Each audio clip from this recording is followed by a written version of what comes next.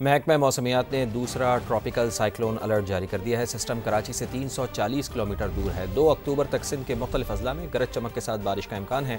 ماہی گیروں کو سمندر میں نہ جانے کی ہدایت بھی کر دی گئی ہے۔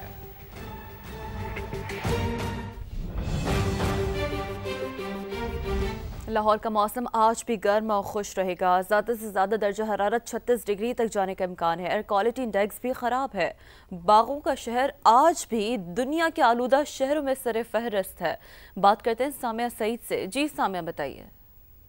جی بالکل، لاہور کا موسم آج بھی انتہائی گرم اور خشکی رہے گا۔ درجہ حرارت بھی زیادہ سے زیادہ 36 ڈگری سینٹی گریڈ تک جانے کے امکانات ہیں، جبکہ محکمہ موسمیات کی جانب سے بتایا جا رہا ہے کہ آئندہ آنے والے دنوں میں بتدریج درجہ حرارت میں کمی جو ہے وہ واقع ہوگی اور اس کے بعد بارش کے امکانات بھی ظاہر کیے جا رہے ہیں اور موسم جو ہے وہ تبدیل ہوگا۔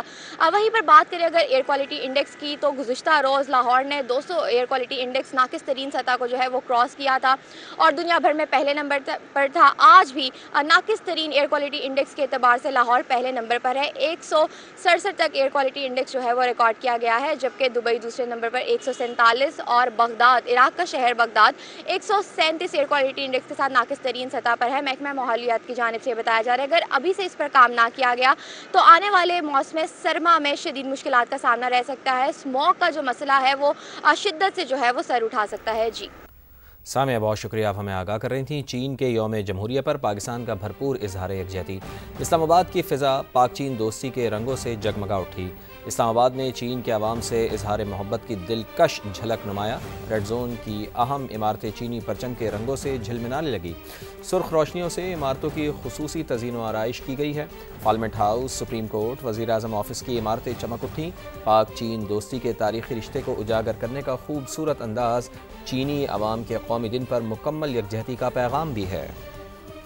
خبردام کو فلپائن میں 6.9 شدت کا زلزلہ۔ حکام کے مطابق ہلاک افراد کی تعداد اب 60 ہو گئی ہے۔ متعدد عمارتوں کو نقصان پہنچا ہے۔ ریسکیو آپریشن جاری ہے۔ امریکی جیولوجیکل سروے کے مطابق زلزلے کا مرکز فلپائن کے علاقے پالمپون کے مغرب میں تھا۔ زیر زمین گہرائی 10 کلومیٹر ریکارڈ کی گئی۔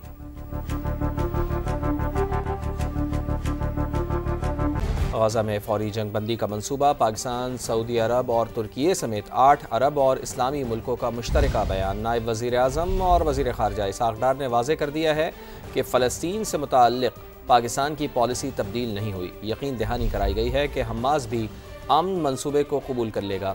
غزہ کی ٹیکنوکریٹ حکومت میں فلسطینی شامل ہوں گے۔ انڈونیشیا نے 20,000 فوجی غزہ بھیجنے کی پیشکش کی ہے۔ پاکستان سے کتنے افراد شامل ہوں گے اس کا فیصلہ لیڈرشپ کرے گی۔ بیسیکلی آئیڈیا ہے کہ وہاں ایک پیلسٹینین کی ٹیکنوکریٹ انڈیپینڈنٹ گورنمنٹ ہوگی، تو گراؤنڈ پہ جو ڈیل کریں گے وہ پیلسٹینین لا انفورسنگ ایجنسیز ہوں گی۔ یہ کام اللہ تعالیٰ نے ان 8 ممالک میں جن سے لیا اس میں پاکستان بھی شامل ہے۔ We did our best to do whatever 8 countries could do, their leadership and the foreign ministers. یہ 8 ملکوں کی کمٹمنٹ ہے، یہ میری اکیلے کی نہیں ہے یا پرائم منسٹر شہباز شریف کی نہیں ہے، یہ 8 ملکوں کی کمٹمنٹ ہے، یہ 8 ملکوں کی جوائنٹ سٹیٹمنٹ ہے۔ یہ لیڈرشپ لیول کی یہ میٹنگ جو تھی، اس کا ایک ہی ایجنڈا تھا کہ کسی طریقے سے فوری سیز فائر کے لیے کوشش کی جائے تاکہ یہ خون بہ رہا ہے ہر روز معصوموں کا بند ہو جائے۔ ہیومینیٹیرین ایڈ جو ہے اس کا جانے کا انتظام کیا جائے بغیر کسی رکاوٹ کے۔ جو وہاں سے نکالے جا رہے ہیں زبردستی غزہ سے، اس کو روکا جائے۔ انڈونیشیا ہیز آفرڈ 20,000 اپنے پرسنل کے law enforcing personal. I am sure Pakistan will also decide, leadership فیصلہ کرے گی۔ حماس کے پاس جواب دینے کے لیے 3 سے 4 دن ہے۔ امن پلان مسترد کیا تو اسرائیل جو چاہے کرے گا۔ صدر ڈونلڈ ٹرمپ کی گفتگو، کہا مزید مذاکرات کی گنجائش نہیں ہے۔ حماس اچھے رویے کا مظاہرہ کرتے ہوئے قیدیوں کو رہا کرے۔ امریکی صدر نے دعویٰ کیا ہے کہ حماس کے 25,000 اہلکار جنگ میں مارے گئے۔ حماس نے جنگ کی قیمت ادا کر دی، حالانکہ اسرائیلی حملوں میں اب تک شہید ہونے والے 65,000 فلسطینیوں میں عورتوں اور بچوں سمیت سویلینز کی بڑی تعداد ہے۔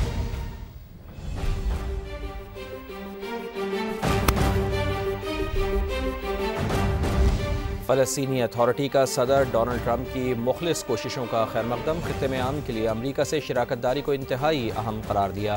بیان میں کہا کہ خواہش ہے کہ فلسطینی ریاست جدید، جمہوری اور غیر عسکری ہو۔ اسرائیلی افواج کا مکمل انخلاء یقینی بنایا جائے۔ قطر نے پلان کا مسودہ حماس کو بھجوا دیا ہے۔ مزاحمتی تنظیم نے نکات پر غور کا وعدہ کیا ہے۔ قطری وزیر اعظم کا کہنا ہے کہ بہت سے نکات پر وضاحت اور مزید بات چیت کی ضرورت ہے۔ اقوام متحدہ کے سیکرٹری جنرل انٹونیو گوتریس نے مجوزہ امن معاہدے کا خیر مقدم کیا ہے۔ ترک صدر کا معاہدے پر عمل کے لیے بھرپور کردار ادا کرنے کا عزم۔ سعودی عرب، فرانس، برطانیہ، اسپین، کینیڈا اور آسٹریلیا کی جانب سے بھی حمایت کا اعلان کیا گیا ہے۔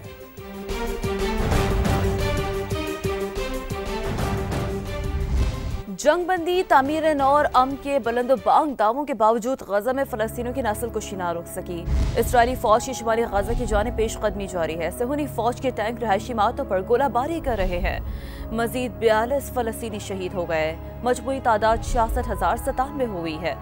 جنگ زدہ خطے میں قحط کی صورتحال بھی برقرار ہے۔ ایک اور معصوم بچہ بھوک سے زندگی کی بازی ہار گیا۔ غزہ کے لیے امداد لے جانے والا گلوبل سمود فلاٹیلا غزہ کے قریب ہائی رسک زون میں داخل ہو گیا۔ اسرائیلی ڈرونز فضا میں چکر لگا رہے ہیں، جبکہ صہیونی فوج کے بحری جہاز میں فلاٹیلا بھی شامل ہے۔ 42 ممالک کی 50 کشتیوں کے قریب پہنچ گئے ہیں۔ فلاٹیلا پر حملے کا خدشہ ہے، لیکن منتظم امداد کی ترسیل و محاصرہ توڑنے کے لیے پرعزم ہے۔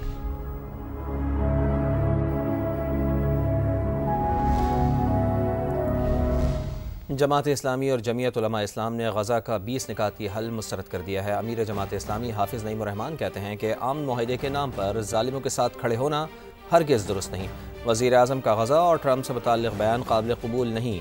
قوم کی مرضی کے بغیر کوئی بھی شخصیت ڈونلڈ ٹرمپ کو رضامندی کیسے دے سکتی ہے؟ JUI سربراہ مولانا فضل الرحمان نے بھی ڈونلڈ ٹرمپ کے منصوبے کی مخالفت کر دی۔ کہا، حماس کو اصل فریق مانے بغیر فلسطین کا مسئلہ ہرگز حل نہیں ہو سکتا۔ حماس کو اصل فریق تسلیم کیے بغیر کبھی بھی فلسطین کا مسئلہ آپ حل نہیں کر سکتے۔